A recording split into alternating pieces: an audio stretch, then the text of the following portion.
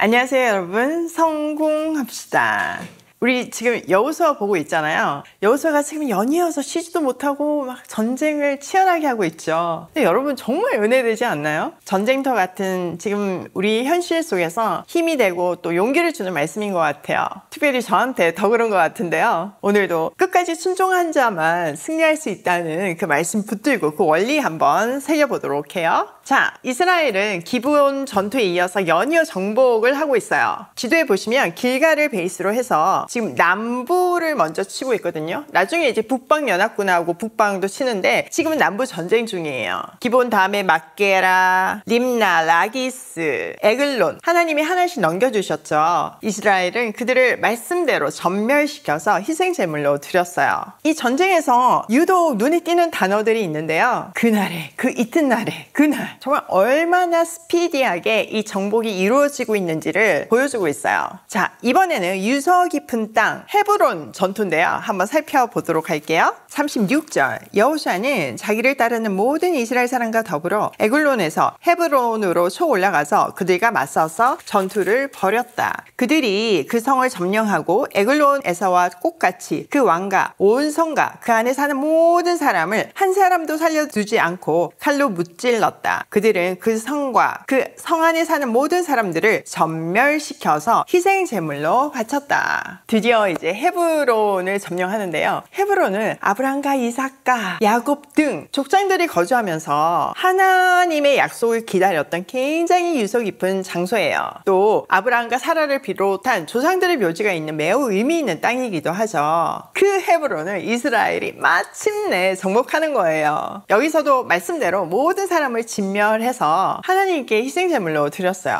이 승리는요, 단순히 군사적인 승리가 아니라 믿음의 유산을 되찾는 영적인 의미가 아주 강해요. 과거에 하나님께서 수백 년 전에 아브라함에게 이 땅을 네 후손들에게 주겠다라고 약속하셨잖아요. 근데 그 약속이 몇백 년 후에 성취되는 장면이에요. 하나님은 정말 오래된 그 약속도 신실하게 지키신다는 증거이죠. 특히 이 헤브론은요, 훗날 갈렙이 기업으로 받잖아요. 갈렙은 40년 전에 정탐꾼으로 이 땅을 밟고 믿음으로 바라보았던 사람인데 그 소망이 현실이 되는 순간이기도 해요. 이로써 믿음의 사람 갈렙에게도 하나님의 약속이 성취된 거죠.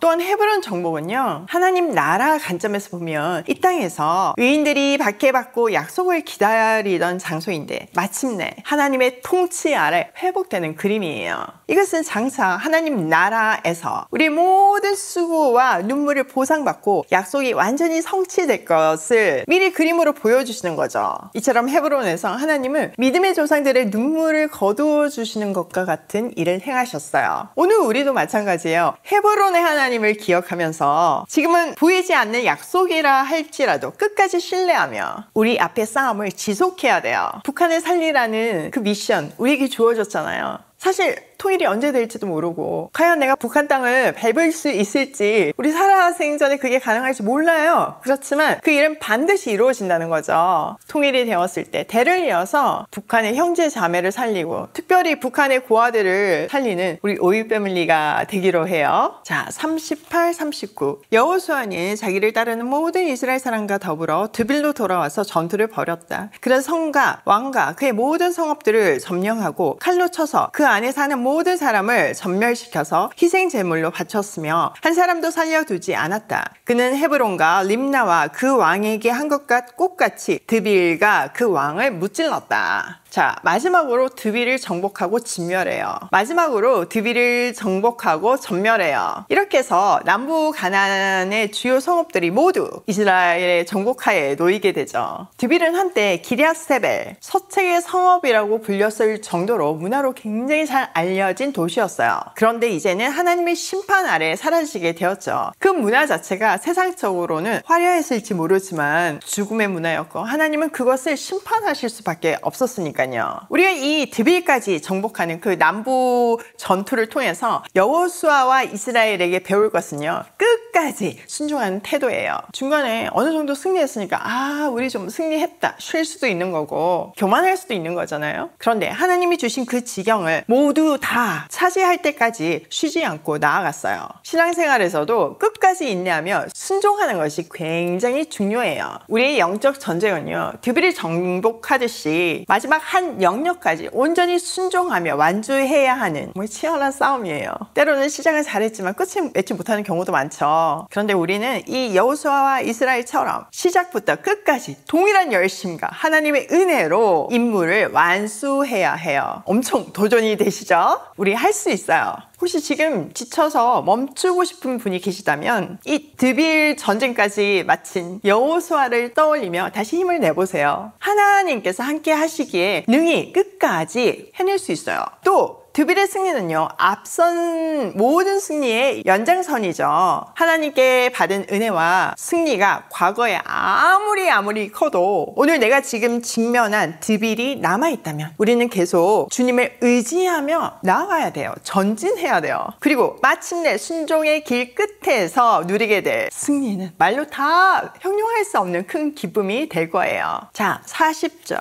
이와 같이 여호수아는 온 땅 곧 산간지방과 네겝지방과 평지와 경사지와 그들의 모든 왕을 무찔러 한 사람도 살려두지 않았으며 이스라엘의 주 하나님의 명령을 따라 살아서 숨쉬는 것은 모두 전멸시켜서 희생 제물로 바쳤다. 또한 여호수아는 가데스 바네아에서 가사까지 그리고 온 고센 땅뿐만 아니라 기브온에 이르기까지 모두 무찔렀다. 주 이스라엘 하나님이 이스라엘의 편이 되어 싸우셨기 때문에 여호수아는 단번에 이 모든 왕과 그 땅을 손에 넣었다. 여호수아는 자기를 따르는 모든 이스라엘 사람과 더불어 길갈에 있는 진으로 돌아왔다. 드디어 남북 전쟁을 완료했어요. 여호수아가 그 땅의 산지와 네겝과 평지와 경사지에 있는 모든 왕국을 쳐서 하나도 남김없이 진멸했다고 선언하고 있어요. 하나님께서 명령하신 대로 전멸시켰다는 구절에서 여호수아의 승리는 하나님의 명령에 대한 온전한 순종의 결과임을 확인할 수 있죠. 특별히 41절에서 그 경계를 얘기하고 있잖아요. 가데스 바네아에서 가사까지 고센 지방 전체와 기브온까지 남부 전역을 제압했다고 말해요.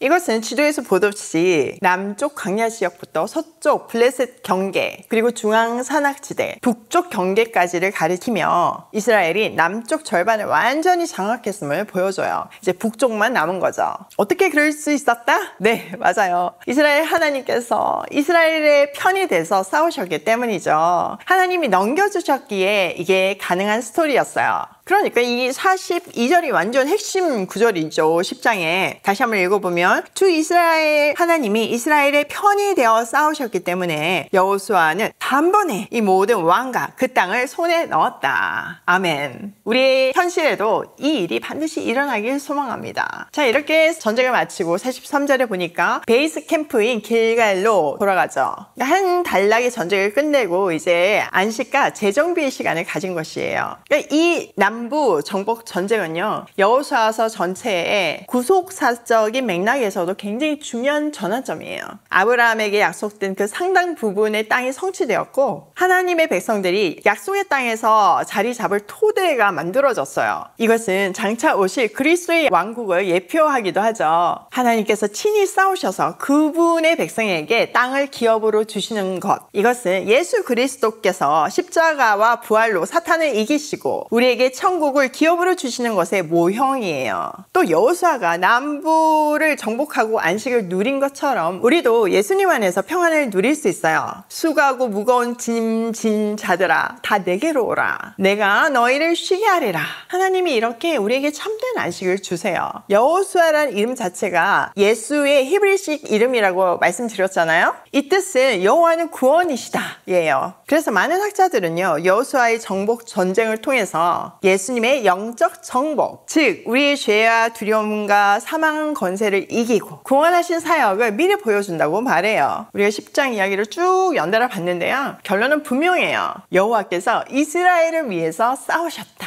지금도 우리를 위해서 싸우십니다. 우리가 영적 전쟁에서 기억해야 할 것은요, 내 힘이 아니라 하나님의 능력이에요. 하나님이 함께 하시면 태양이 멈추고 우박이 내리는 기적이 일어나요. 하나님이 함께 하시면 지치지 않고 오히려 힘이 넘쳐서 달려갈 수 있어요. 최고 속력을 내면서요, 우리 주 예수 그리스도를 통해서 이미 승리는 보장되어 있어요. 그러니까 우리는 더 이상 어떤 상황에서도 두려워하지 말고 하나님의 약속을 붙들고 나아가야 돼요. 그 승리 후에 여호수아처럼 하나님께서 하셨음을 고백하며 모든 영광을 하나님께 올려드리고 그 안에서 평안을 누릴 수 있어요. 여호수아 10장은요, 우리에게 믿음과 순종, 하나님을 의지하는 삶이 얼마나 놀라운 열매를 가져오는지를 확실히 보여줘요. 이 말씀을 통해서 오늘 우리도 삶의 치열한 전투에서 용기와 지혜를 얻고 하나님의 인도하심으로 실제적인 승리와 변화의 열매를 맺기를 축복합니다. 자, 오늘 내용을 우리 삶에 한번 적용을 해보면, 첫 번째, 하나님의 약속은 반드시 현실이 된다. 믿으세요? 우리가 지금 비록 기다림의 땅에 있다 할지라도 언젠가는 응답의 땅에 반드시 서게 될 날이 옵니다.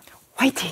두 번째, 순종은 끝까지 가야 진짜 순종이다. 드비를 포기하지 마세요. 중간에 멈추지 마세요. 끝까지 인내하고 순종해야 승리도 진짜 우리에게 주어지는 거예요. 세 번째, 전쟁은 하나님께 속했고 안식도 하나님으로부터 온다. 사람들은요, 평안하기를 원하죠. 뭐 회복, 치유 이런 게 요즘 이슈잖아요. 근데 진정한 안식과 평화와 회복과 치유는요, 하나님 안에서만 이루어져요. 치열한 전투 후에 하나님 앞에 머물며 예배와 말씀으로 리듬을 회복해야지만 다음 싸움도 승리할 수 있어요. 매일 아침 절대 이 말씀 앞에 서는 거 놓치지 마세요. 오늘도 끝까지 인내해야 승리할 수 있음을 믿으며 함께 하시는 하나님을 신뢰하며 고고싱해요.